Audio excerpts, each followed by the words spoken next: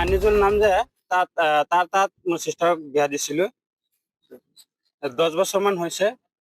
তাৰ দুটা বাচ্চা আছে, প্ৰায় তিনিটাই বাচ্চা আছে। সি মানে কিবা কিবি মানে বনাইছিল, তাৰ চিষ্টাৰ বুলি বনাইছিল। সি যে ছোৱালীটোক লৈ পলাই গৈছে, সেই বাগিন বনাইছে বোলে। এতিয়া তলে তলে মানে প্ৰেম কৰিছে, মোৰ চিষ্টাৰক কৈছে যে মোৰ ভাগিন হয়, কৈ সি মানে তলে তলে প্ৰেম কৰিছে।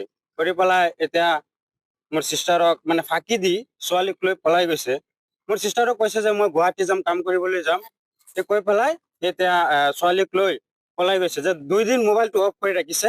সি কৈছে যে মই গুৱাহাটী যাম, অমুক জাগাত যাম, তাত নেটৱৰ্কটো প্ৰব্লেম আছে, সেইটো কাৰণে মই মোবাইলটো অফ কৰি ৰাখিম। কৈ পেলাই মানে মোৰ চিষ্টাৰক ফাঁকি দিছে। ফাঁকি দি 2 দিন পিছত মোবাইলটো চুইচ অফ খুলিছে। আৰু ছোৱালীৰ ঘৰত মানে খবৰ লৈছো যে ছোৱালীটো ঘৰত আছে না নাই। পিছত ছোৱালীও মানে ঘৰত নাই। কৈ পেলাই সি মানে তাৰো মানে খোজ খবৰ লৈছো, মানে একেলগতে পলাই গৈছে। এতিয়া মোৰ এটাই অনুৰোধ, আমি থানাত এজাহাৰ দিছো।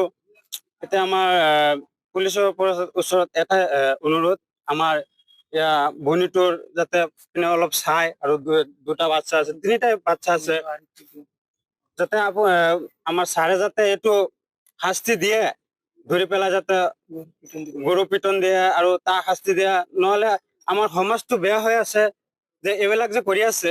আমাৰ ছাৰে যদি এইবিলাক কাম নকৰে, তেনেহলে আৰু আমাৰ সমাজটো বেয়া হৈ যাব।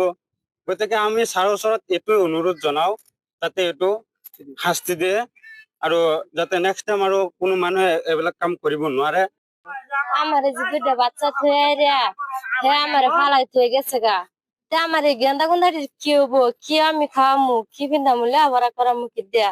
তে আমার ফালাই থয়ে গেছে গা, আইনারাই দেউন, আইনারা বিচার করুন। আমার এটা কিবা করে লাগে, এটা রান্না দূর লাগে, আইনা রান্না দিন।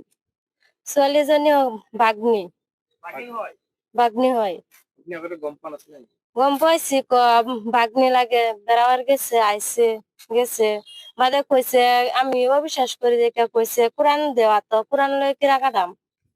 কইছে গুয়াহাটি যাবো, বাদে উনি বোম্বাই গেছে গা। পুলিশের কাছে আমার এটাই অনুরোধ, এটা রান্না বিচার করে শাস্তি দিক। ছেড়ে ছেড়ে লই গেছে গা।